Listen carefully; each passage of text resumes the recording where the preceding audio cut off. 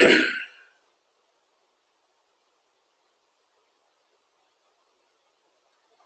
morning, everybody. We're going to start our webinar in about 5 minutes. Thank you for joining us.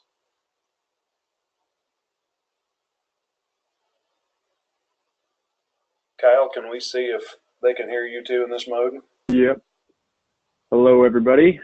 Kyle Bluestein with Federated Insurance.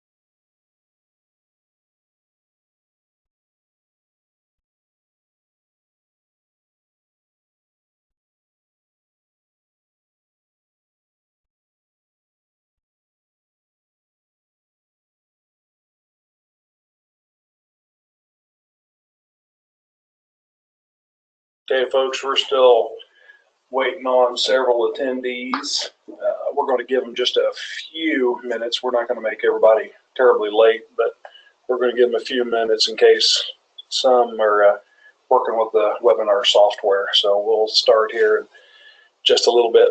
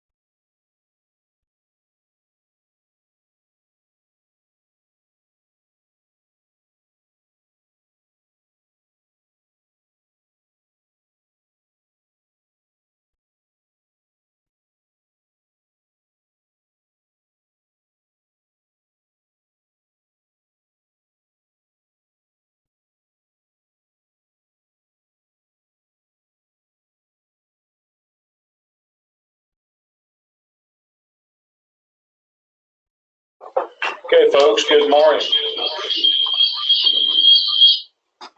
Oh, already had our first technical glitch. Hopefully that's all we're going to have. Good morning, this is Marlon Parrott. I've got Justin Oswald here at the MADA with us. We also have joining us this morning is Kyle Bluestein from Federated Insurance. Kyle, if you want to say hi. Yes, good morning. Hello, everybody. So welcome to our inaugural webinar. We anticipate everything's going to go smoothly, but if we have a few glitches, please bear with us. We look like we don't quite have everybody yet that signed up, but we're not going to wait any longer, so we're going to go ahead and get started. Just a few things housekeeping wise on the software. I know some of you folks may have used GoToMeeting or GoToWebinar before. For the ones who haven't, if you have a question, you should have the option to raise your hand, and we'd be happy to take any questions as we can. We'll click on you and bring you into the webinar. You should also be able to see a section on handouts. Kyle has posted a handout titled the Auto Dealer Risk Management Program that Federated provides, that he has graciously made available for everybody on the seminar this morning. And then we've also posted copies of all of our safety policies if anybody needs clean copies, or as we talk about that in the webinar, I think those will make a little bit more sense when we get to that section. So any questions, just raise your hand, and like I said, we'll be happy to call on you and answer those questions as we go. So we're going to go ahead and get started. I'm going to go ahead and send it over to Kyle. Kyle's going to do the first portion, and then we're going to finish up with a workers' comp perspective on distracted driving kind of towards the end of our tag team presentation this morning. So Kyle, go ahead. Right. Yep, Marlon, you want to start with the video real quick before you pass it on over? Yes, you bet. Go ahead. You ready for it now? Yep, go ahead. We'll open up with this video, kind of get us rolling, and then we'll move on from there. Okay, here it comes.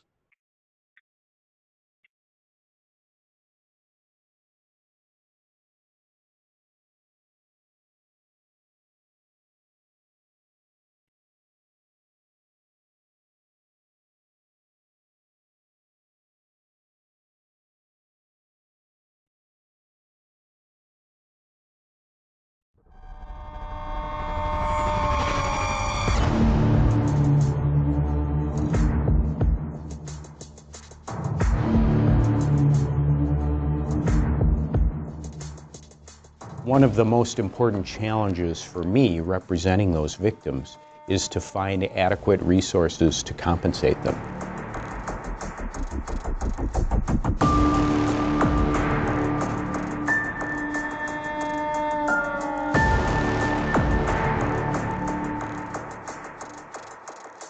I don't think employers give careful consideration to vicarious liability and how it can impact their company. They're liable for all the damages.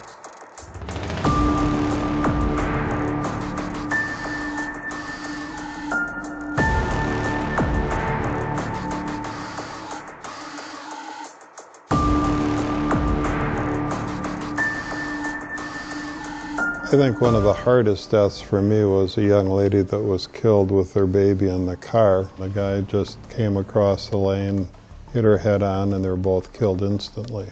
We buried the mother and the child together, with the mother holding the baby in her arms.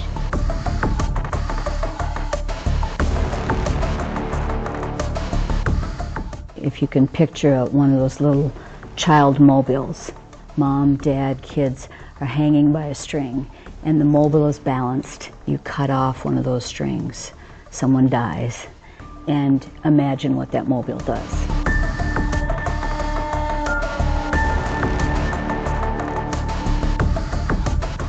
They better be looking at their own policies, their manuals.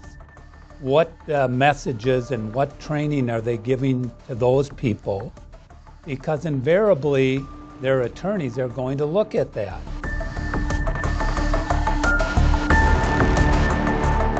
It's very difficult on an owner who takes a lot of pride that he built this company up from scratch, and now he's facing a vicarious liability exposure that could cripple or end his business.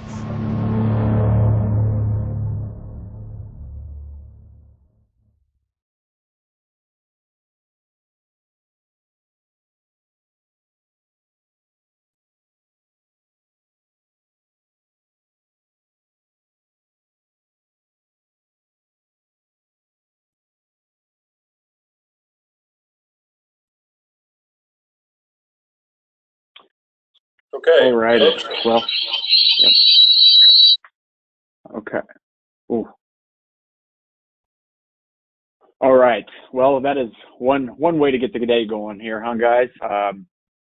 Hopefully it wasn't as glitchy for you guys as it was for me, but I was able to hear the audio very clearly, and that was the most important part.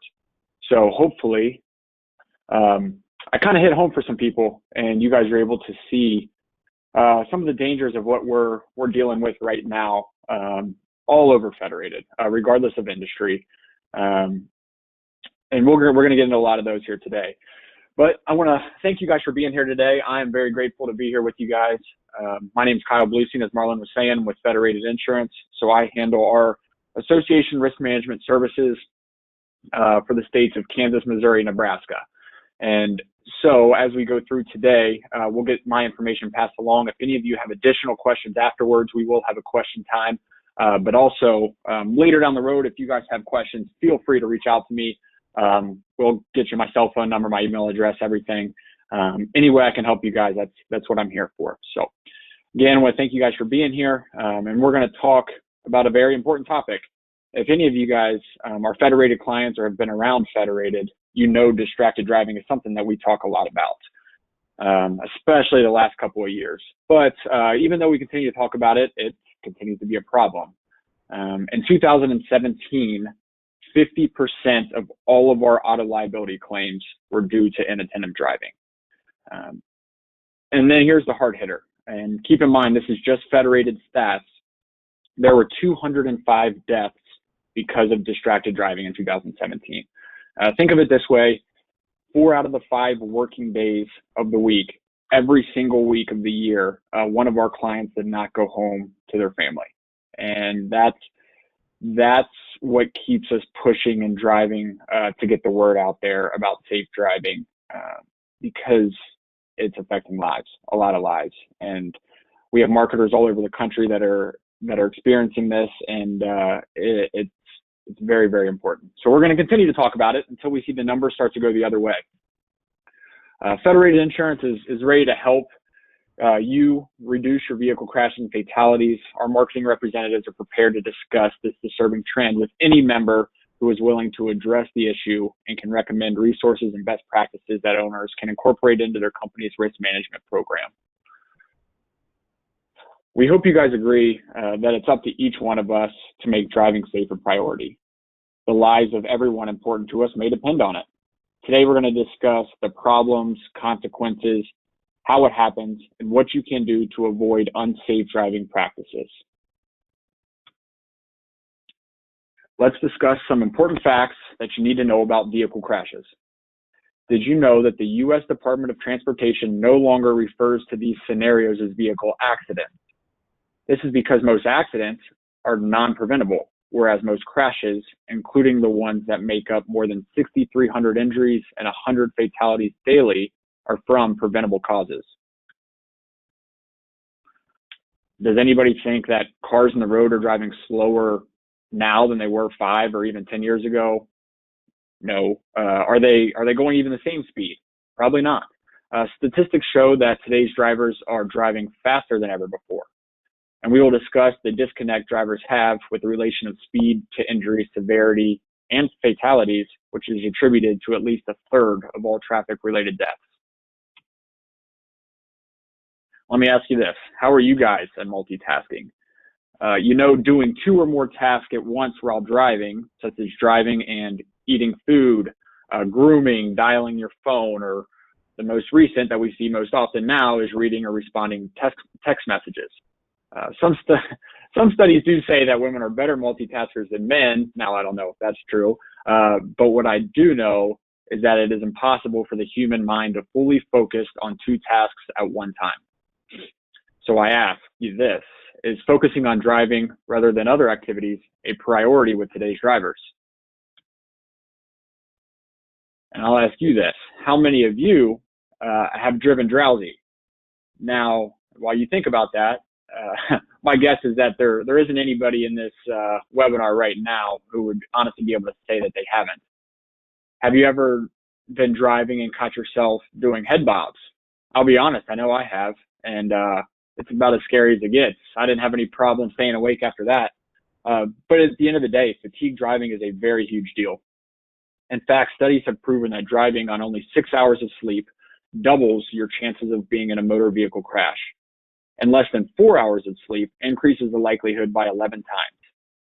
The effect that fatigue has on drivers is very real, and I'm pretty sure that we all know this from personal experience. Driving emotional is a greater cause for crashes than it's ever been. In fact, it is attributing to more than half, or 56% of all fatal crashes. Have you ever been involved in an accident related to emotional driving? We need to discuss the consequences unsafe driving has on the driver and his or her victims. Let's start with some of the more direct risks, including some with the most personal and financial consequences. You guys can see here, bodily injury, pain and suffering, medical costs, mental anguish, disability benefits, legal fees, survivor benefits, punitive damages, loss of income, and there's many more. Insurance can help with some of this, but definitely not everything. Court awards are not trending down by any means. Unsafe driving costs business owners billions of dollars each and every year. Think about this. Take your current income and multiply it times the number of years you have to work until your goal retirement age. So we're going to do a little example here. Let's take a 45-year-old who earns $75,000 a year and plans on working until age 65.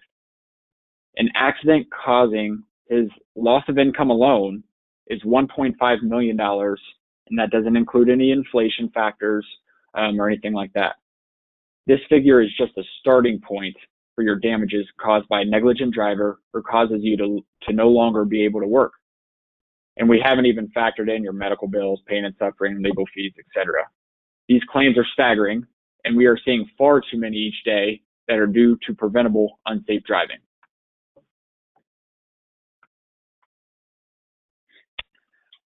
As a business owner, you have additional unique employer liabilities, exposures that you would rather not deal with in the court of law. Are you familiar with the term vicarious liability? I know we just saw it in the video. We're going to get a little bit more in depth here. It basically means that the employer is responsible for the acts or omissions of your employees while they are in the scope of their employment. Vicarious liability ties directly to the next term when they are driving as part of their job, negligent entrustment. This term refers to the responsibility of allowing an employee to drive who you know or should have known is a higher risk.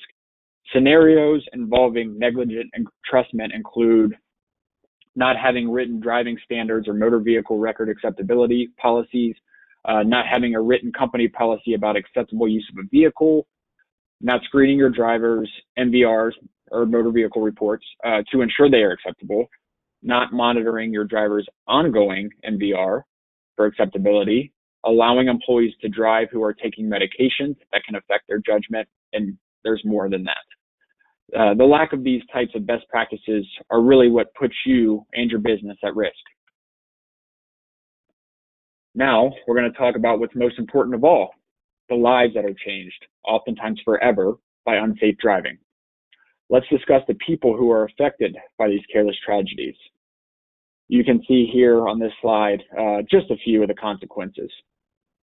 Nobody wants to live the burden of knowing they cause either their life, the life of a loved one, or even a complete stranger's life by their careless behavior.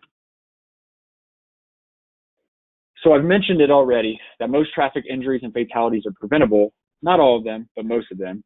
Now, do you believe that? What has your experience been with vehicle crashes? Are most of the ones that you've seen preventable or not? Federated has focused a lot of time and energy in the previous 2 years to bring awareness to the hazards of how mobile technology, specifically cell phones, affect unsafe driving. We have met with business owners and supported their efforts to change the driving behaviors of their employees. But mobile technology is not the only cause of crashes. I've already mentioned that speed, attention, fatigue, and emotion are also major factors. That's why we have now created the Drive Safe awareness and education campaign. Now, going forward, actually this year we are also introducing, we're kind of expanding on it, and then it will be Drive Safer. We're adding the R to the end to reinforce this message. We are continuing to reinforce it because it continues to be a problem, and frequency is unfortunately continuing to rise, and we want to turn that around. Let's now discuss each of these hazards in more detail, paying special attention to the perceptions of drivers, the reality, and how you can influence your drivers' attitudes and behaviors. The problem with speed. Speeding is dangerously common and a complicated behavior that varies by driver and situation. It reduces the driver's ability to steer safely, increases the vehicle's stopping ability distance, which extends the distance traveled while the driver reacts to a dangerous situation. Longer trips can increase the temptation to speed. Some drivers speed during short trips, depending on the situation, or believe they can get away with it where traffic zones change.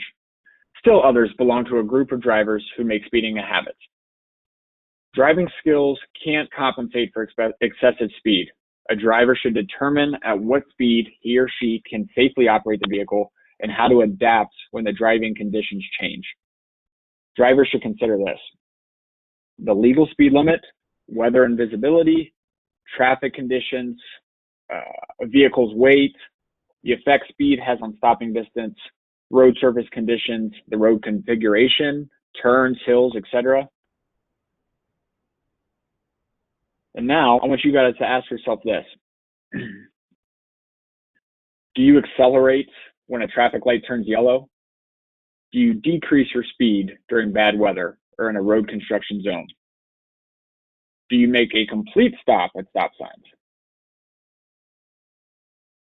Now, how do we change this behavior? Posted speed and ticket speed and safe speed seem to represent set points identified by drivers. While the posted speed is perceived as a technical limit, drivers have different interpretations about how fast they can drive before receiving a ticket and what is considered a quote-unquote safe speed. These perceptions, along with each situation and the driver's personality and past experiences, influence his or her pattern of speeding. Resist the temptation to speed and eliminate the need to rush by allowing ample time to reach your destination safely. Deliberate speeders represent a distinct driver type. They speed substantially more than other drivers and often engage in more aggressive and deliberate types of speeding. The deliberate speeders also reported engaging in other risky driving behaviors more frequently. Consider your own behavior and attitude towards speeding. Set a good example for your company by driving at a speed appropriate for the conditions, but in no event exceeding the posted speed limit. Changing these attitudes and behaviors can help reduce speeding-related crashes. The problem, moving on to attention. Attentiveness is one of the most important factors separating good drivers from poor ones. In fact, a high percentage of accidents are caused by inattentive or distracted drivers. Driving is so much a part of everyday life that it becomes a habit, so we allow our minds to wander when we are behind the wheel. Compound a wandering mind with a cell phone, radio, food, or an item that's just out of your reach, and the situation can quickly become out of control.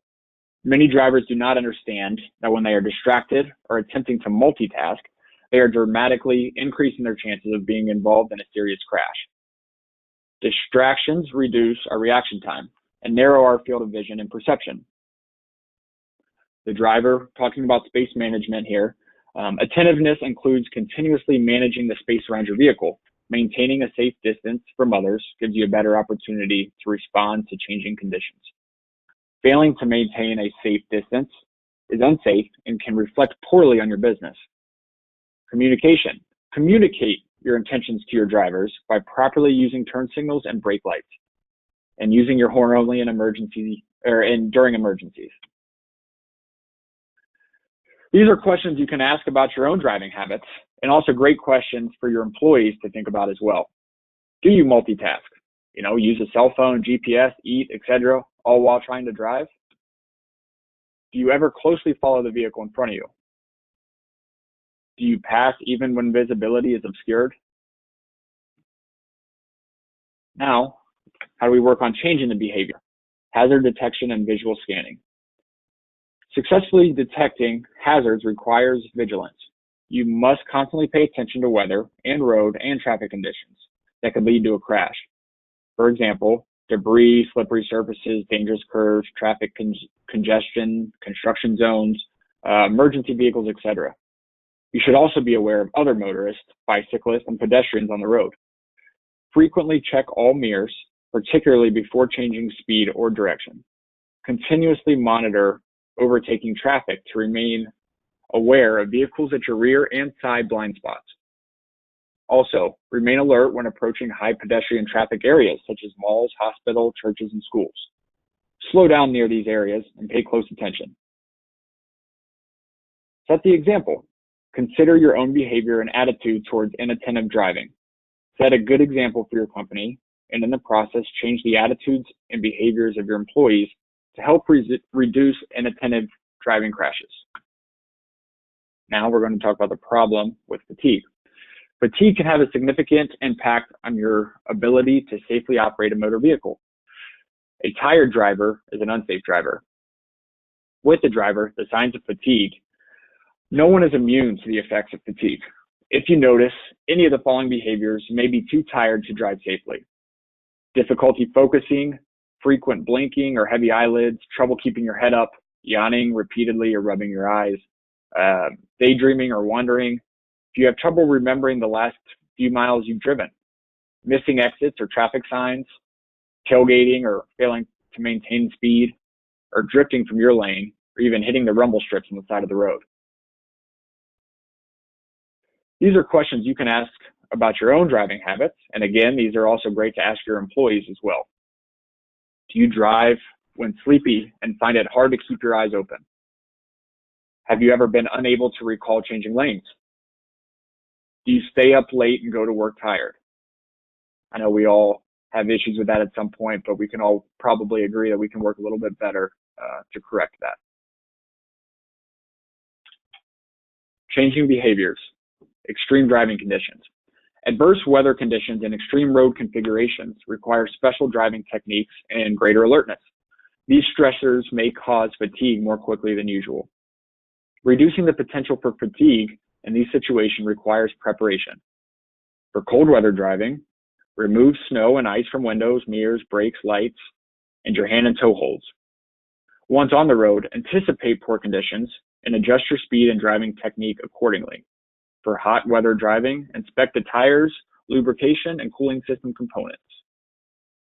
Your sleep routine. Like we said before, driving on 6 hours of sleep almost doubles your chances of being involved in a motor vehicle crash. And if you get less than 4 hours of sleep, that increases your chances by more than 11 times. To help prevent fatigue and drowsy driving, make sleep a priority. Reserve adequate time for sleeping and encourage others not to disturb you. Trying a relaxing routine before going to bed, reducing light and sound, limiting caffeine and alcohol intake, or maybe even purchasing a new mattress may help. Night operation. Fatigue often occurs while driving at night when your ability to see clearly is already diminished. Adjust your speed, following distance, and gap selection to nighttime conditions. Make sure you don't overdrive your headlights. Use high beams where permitted, but dim them when meeting an oncoming vehicle. Going back to setting the example here, consider your own behavior and attitude towards fatigue driving. Set a good example for your company, and in the process, change the attitudes and behaviors of your employees to help reduce fatigue-related crashes. The problem. Recognizing how and why you react to adverse situations helps you maintain control of emotions and your vehicle. Don't let a poor attitude get in the way of a safe trip. This includes controlling reactions to other drivers' mistakes. A negative attitude can affect your ability to concentrate on driving safe. Road rage. Most people immediately think of road rage when a driver is angry, aggressive, or frustrated. These drivers are extremely dangerous. They might yell, honk, or use their vehicle or even something else or weapons. These situations should not be provoked. Whether you are the aggressor or the victim of road rage, the potential for a crash is heightened. Road rage is often caused by situational and/or personal triggers that can be classified into 3 categories. Environmental factors, aggressive driving habits, traffic congestion, noise, and time constraints. Intrusive responses, retaliating against another's perceived careless driving. And lastly, territorial defensiveness, defending one's personal space. Mental preparedness, brake failures, tire blowouts, emergency stops, and evasive maneuvers are all stressful situations.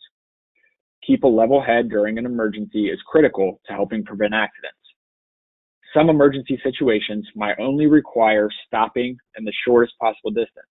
In others, where a collision cannot be avoided, it is often better to maintain a straight path and avoid making evasive maneuvers. A sudden stop or turn can result in disastrous consequences, which might be avoided by simply running over a small object on the road. These damages may be minor compared to a head-on collision or other crash. Swerving to miss a small animal, let's say, may not be your best move. Ask yourself. There are questions you can ask about your own driving habits, and also great questions for your employees, again, to think about as well. Do you take more risk when you're in a hurry?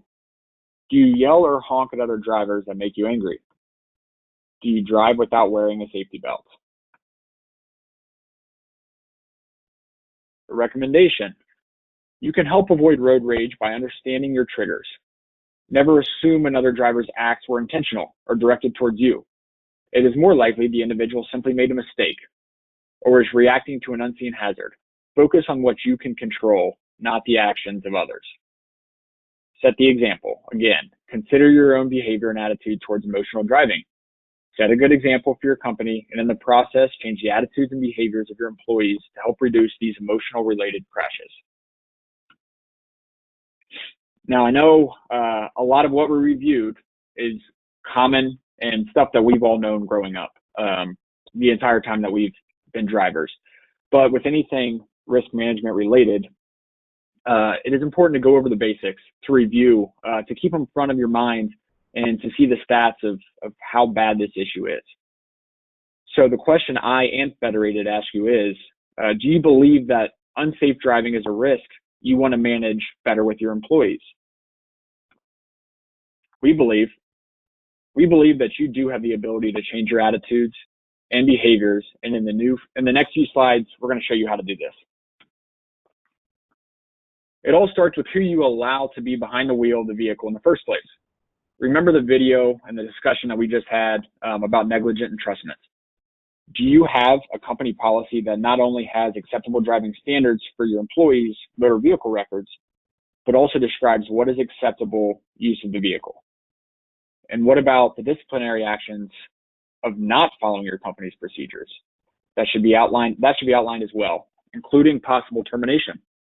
We have samples that you can customize to your own situation, and as Marlon was saying, we have included that in the handout section that's hopefully on the right side of your guys' screen. Driver screening and monitoring. IIX is a vendor that Federated provides to our clients with discounts for these services.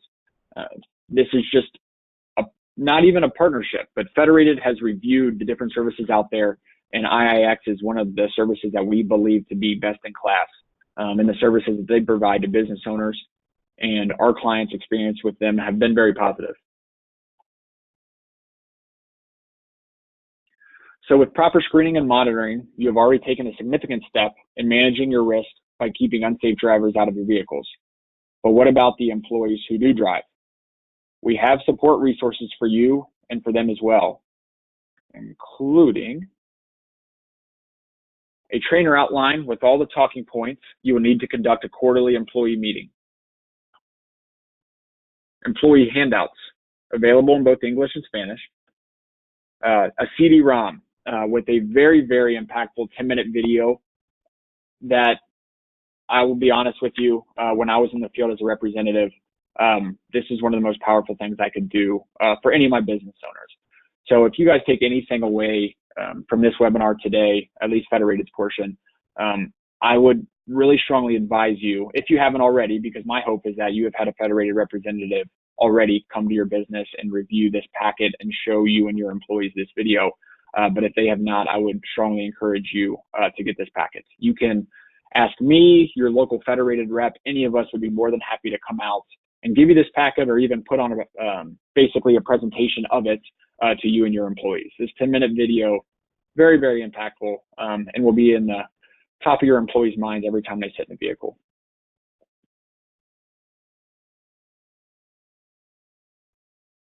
But we've heard from business owners that these quarterly meetings that you guys put on, or the meetings that we come in and put on for you, isn't enough. So we are challenged to come up with some ideas that would be more like daily reminders that reinforce the safe driving on a continual basis. So we have some more resources available to you for this. We have a window or door cling that serves as a reminder to both your employees and customers to drive safe. Vinyl windshield clings similar to oil change stickers that can go in the upper left-hand corner of your windshield where it is not a visual distraction. We will provide you with as many of these as you would like. Just let us know, and we'll send as many as you want out. Just tell us where to send them. When it comes to unsafe driving practices, I want to leave you with one last thought with these two final questions. Is unsafe driving worth killing for? Is it worth dying for? Guys, I really appreciate everyone being here today. I'm going to wrap up my portion of the presentation now. I think we're going to wait for questions until after Marlon finishes his side, and then we'd be happy to answer any questions that you guys have. Just know that Federated is here to support you guys in any way we can, whether you're a client or prospect. It does not matter when it comes to risk management practices, especially driving safe, which is the big epidemic that we're seeing right now. We want to be here to help you guys. So Marlon, you want to take it back over and wrap up your portion? Yeah, you bet, Kyle. Kyle, I did have one gentleman that had a question. They've kind of got a little more unique exposure for us, not necessarily for you guys. I'm going to go ahead and see if he wants to ask. I had a question about tow trucks. Devin, can you hear me? I just clicked your unmute. Let's see if this works. Yeah, I can hear you. Oh, hey, that worked out great. Okay. Yeah, you want to go ahead and ask Kyle what your question was? Well, y'all are talking about driving at night and operating under fatigue. Well, we operate tow trucks. It's, not uncommon to operate at night, and when you're somewhat tired, you just have to go out there and do it. Tell all my drivers when they're out, hey, if you're tired, stop and take a quick nap, or, that's about the best we can do. Yes. Yep. Yeah, I think these guys run 2 o'clock, 3 o'clock in the morning sometimes. Yeah, I've done St. Louis twice in one night. I remember watching the sun set in my rearview mirror and watching it rise in my rearview mirror. Yeah. That's a tough one, especially when you're, like you said, going out overnight. I actually just had a conversation with a business owner 2 days ago where he was saying he was so tired he had pulled over at a rest stop and didn't even remember doing it. He woke up and saw a tree in front of him and thought he was running into a tree and started yanking his wheel, and finally came to the realization that he had actually pulled over to the rest stop and fallen and went to sleep, but he thought he had just fallen asleep at the wheel while he was driving. So we do hear a ton of stories, and there's, like you said, there's only so much you can do. That's what we advise is, pulling off to the side of the road when you're tired, splashing some cold water on your face, anything you can do. But that's trying to, and I know you can't always schedule when those are happening, obviously, but trying to make sure we're getting adequate rest around our times that we have to head out is about the best we can say to do for now. Right. Okay, well, folks, we'll get. That's all I got. Oh, sorry, Devin. Go ahead.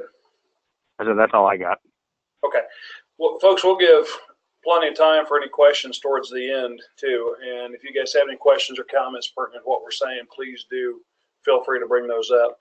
I'm going to take a few minutes, just kind of talk, and just to add to Kyle's comments about the workers' comp perspective. Just kind of a few fun things. Bear with me a second while we get the presentation slide back. Okay, it's worked. In our loss experience, we see that it goes right along with the national averages that vehicle accidents are the #1 cause of fatality in the workplace. And most of those fatalities occur when a driver or an occupant was not wearing a seatbelt. I watched 2 cars yesterday driving in Kansas City. I had a truck that made a lane change without signaling right into another truck that was in his blind spot, and he swerved about 3 times hard, and I thought I was going to watch him roll the vehicle. I don't know if he was on a cell phone or otherwise distracted, or was just didn't see the other vehicle and didn't signal. But we have found that that is the #1 cause of fatality. Since 1982, the inception of the MADA Workers' Comp Fund, we have only had 1 fatality in fixed operations since that time. All other fatalities that we have had have been because of vehicle accidents, including dealer principals. We've actually had fatalities when we've lost dealer principals in accidents too. Most of the vehicle crashes were caused by driver inattention. So, according to research that has been done,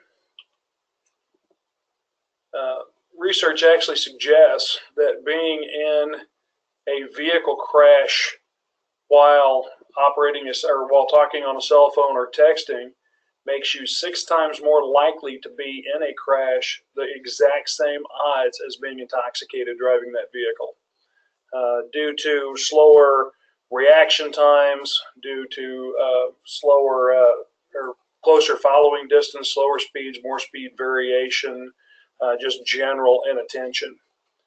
So that's kind of some interesting research that you're as likely to be in a car crash on a cell phone as you are if you're intoxicated driving. Vehicle crashes that occur within the scope and course of employment fall underneath workers' comp. That's what we do. Now the catch is it within the scope and course of employment? Meaning, were they doing what you hired them to do, and were they actually doing it at the time that the crash occurred? As a matter of fact, contract drivers, car shuttlers, dealer trade drivers are statutory employees under workers' comp, even if you pay them $10 to go pick up a part at another town. So we've kind of, we have the drivers lists at renewal. We want you to let us know who your drivers are. We want to make sure they sign the same policies. We actually have quite a bit of exposure with what we call contract drivers or dealer trade drivers out there. I think every dealer uses them. They're retired folks that are looking for something to do.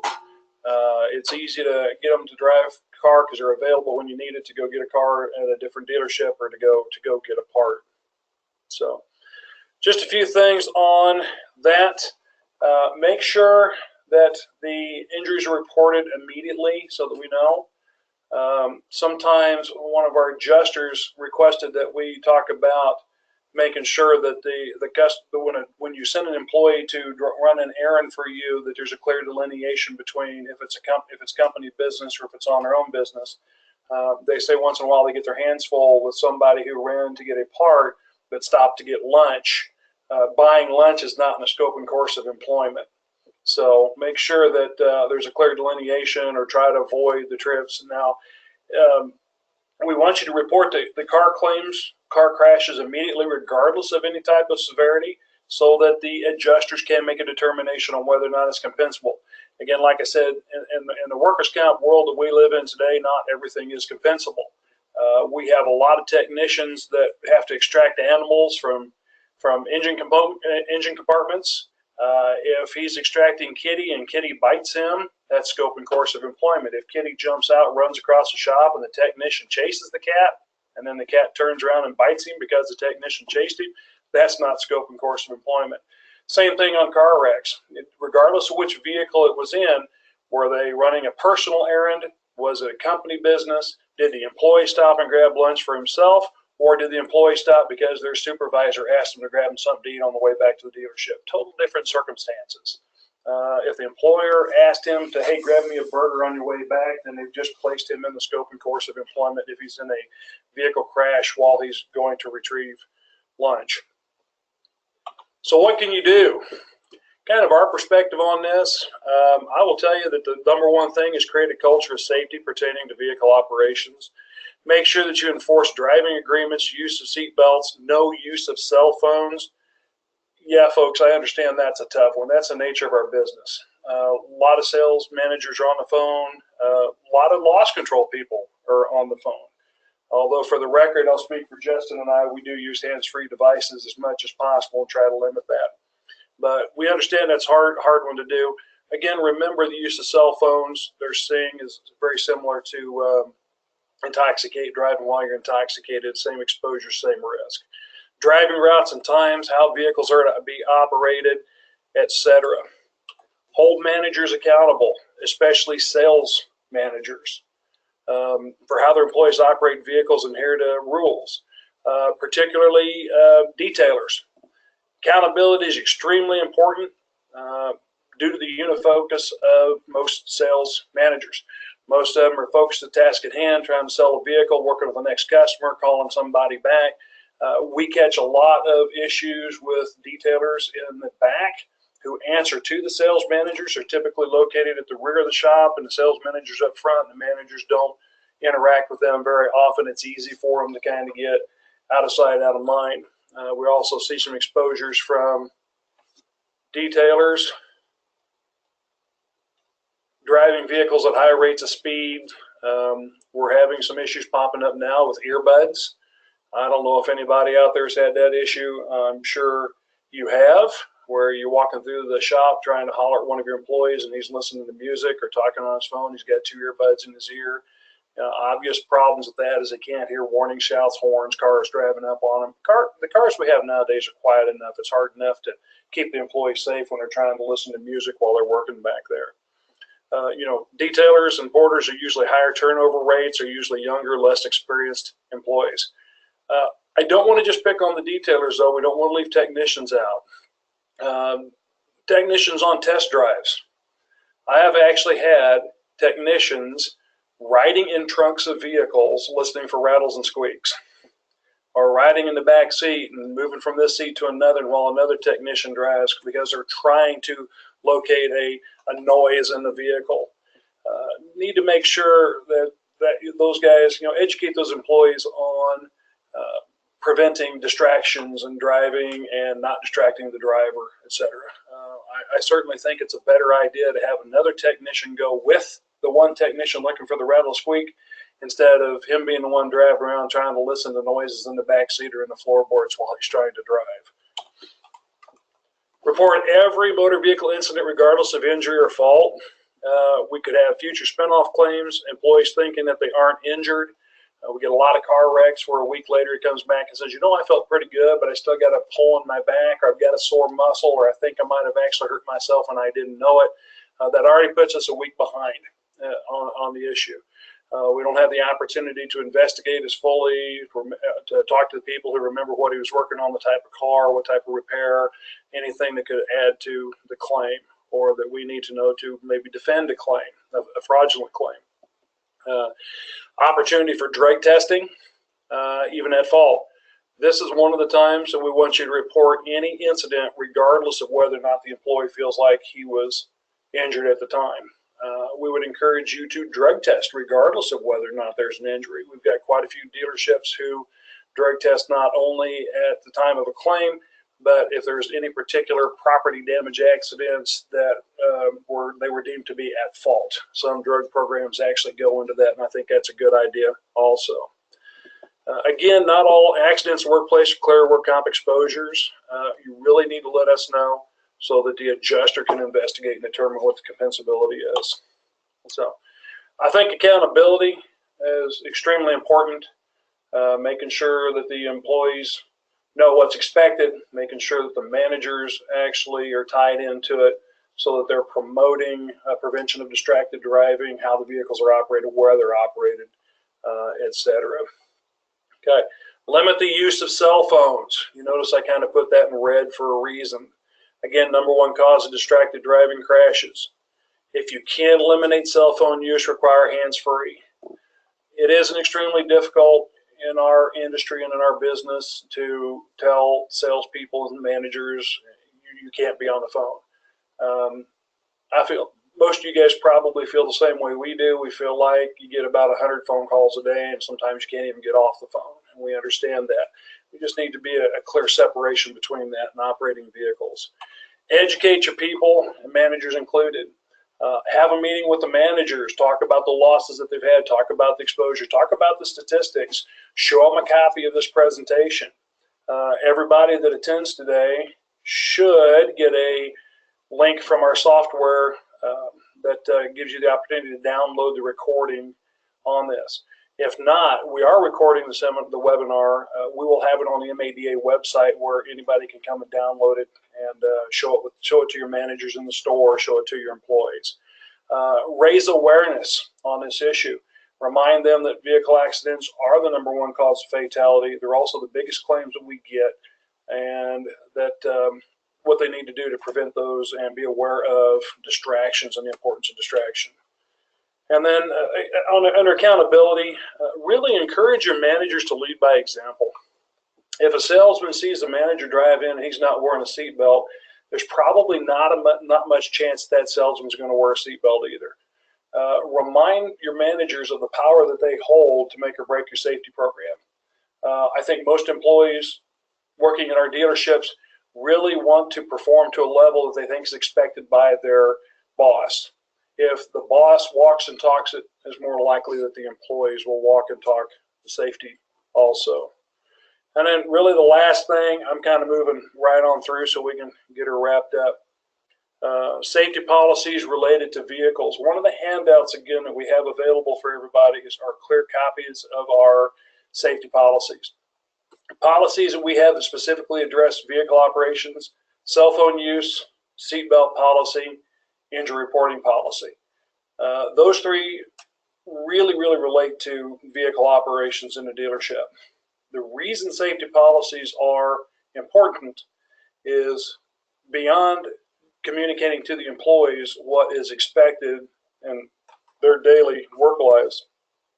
Missouri workers' comp law allows us to take a 25 to 50% reduction in work comp benefits if safety policies or rules are not followed that result in an injury. Have all of your folks sign these policies. We've had people wreck cars and then tell the workers' comp judge that they didn't know they had to wear a seatbelt. And my response is, well, it's state law. Everybody knows you have to wear a seatbelt. Well, that's not good enough. The company, beyond the state law, the company has to have a clear policy that requires it to, and we have to be able to prove that the employee had actual knowledge that that policy existed. If we can prove that, then we can take a reduction of 25 to 50%. We don't do that to save money. We do that to apply accountability and a little bit of consequence to the employees. We have one technician who has to pay part of his eye doctor's visit because he wasn't wearing safety glasses. Within 5 minutes of him coming back to work, every other technician in the shop finds out that he had to pay $200-300 of his own medical bill. And that's exactly what we're looking for. It kind of makes the insurance company the bad guy, and it helps you guys to enforce your policies and procedures. Do have a meeting with your sales people, your detailers, and the service techs, and let them know this is a very real exposure. You know, tell them, say, if you're in a car wreck, not wearing your seatbelt, and you have $200,000 to $250,000 worth of medical bills, what if the insurance company came back and said, we're not paying 25% of that because you didn't follow a policy required by the company? That could be a pretty big exposure for your employees and a good way to raise awareness in my mind of the importance of wearing seatbelts and the requirement that the company has of wearing seatbelts. Don't forget your contract drivers. I think a lot of dealerships don't think in terms of the retired gentleman who's going to drive a car or shuttle a car for them as being a full employee that needs to sign those policies. Make sure they sign the policies too. We have had claims resulting from vehicle crashes, from car trade shuttle driver guys, and they did not sign a policy. And again, they told the workers' comp system that they did not know they had to wear a seatbelt. So make sure those folks, make sure you disclose them to us. Make sure those folks sign the policies also, that they're aware, just like any other employee. And like I said, remember that they are statutory employees under workers' comp, regardless of how little you pay them. Even if it's just one trip, they do fall underneath the workers' comp law. I'm going to talk a little bit about older drivers. Most of our dealerships, a lot of the dealer trade drivers are retired folks. There is no age at what anybody here at MADA is going to tell you, hey, over this age, you can't hire them. I've seen folks they're still sharp and able to drive regardless how old they are. I would tell you, though, just like any other job in your company, before you entrust them to your vehicle, just make sure, regardless of how old they are, that they're capable of performing that job, operating that vehicle safely. Okay. I don't think it's really an age number to us here. I would tell you that I wouldn't recommend you guys hire my 19-year-old nephew to drive some vehicles. So just make sure that the person is able to do that job safely, regardless of all other factors. Any other questions you really need to ask your attorney as far as at what age do we need to be concerned, or how do we do this, or how do we handle this? Just make sure they can safely do the job and the task that you're assigning them to, regardless of how old they are. Okay, so that's really kind of the end of the workers' comp part. Not to belabor or beat it up any. Really, cell phones, I think, is our biggest issue right now, our biggest exposure. Probably our next one are people wanting to listen to music. Really, all of the distractions that Kyle talked about, we see them too. If somebody gets hurt, please make sure that you report that immediately, so that, or even if they don't get hurt, it's a vehicle-related accident, make sure we know that we can get our adjuster on it as quickly as possible, and to determine whether or not it's compensable, if they were in the scope and course of employment, or if they were grabbing lunch for themselves or grabbing lunch because their supervisor asked them to. So, folks, that really kind of wraps up my portion. Time for questions. Kyle, have you got a minute or two for some questions too? Absolutely. Yep. Okay. So on your software, if you have a question or a comment, there's a button that you can click. It says raise hand. We're looking for that. So if anybody has a fast question, we'd be happy to or a comment that you want to add, we'll be happy to unmute you so that everybody can hear it. So we'll just take a minute there to offer that. And if anybody has any more specific type questions that you don't necessarily want to talk about with the group, you can reach out to one of us after the webinar here, and we can help you one-on-one if that is more of what you're looking for as well. Absolutely. Always happy to answer questions, even privately, if you want to. So I don't see anybody, Matthew or Kyle, I don't see anybody. So either we did a really good job, or they're really wanting to get on with their day. Yeah, they're bored, ready to go. No. I think they're probably we appreciate you guys. Absolutely, folks. I got 10:57. We'd scheduled to 11 o'clock, so that's not bad for a safety guy. I'll say that on Justin and mine's behalf. So there we go. So we're wrapping up. Folks, we really appreciate you guys joining us for our inaugural, I guess is the word, webinar. So it seemed to run pretty smoothly back here. As soon as we sign off, go to webinar. We'll send you guys a survey. Please fill that out and let us know what we can do to improve. And Kyle, I just wanted to say I really appreciate Federated's help and friendship over the years, and we really appreciate you taking the time to join us in this webinar this morning. Absolutely, we're happy. I'm happy to be here, and we're grateful to be a partner of the MADA, and grateful for all that you guys do for us as well. And we enjoy it. We really do. Excellent. Well, guys, we're going to go ahead and sign off. Everybody have a great day. Thank you again for joining us for our webinar. Have a great week. Have a good day, guys.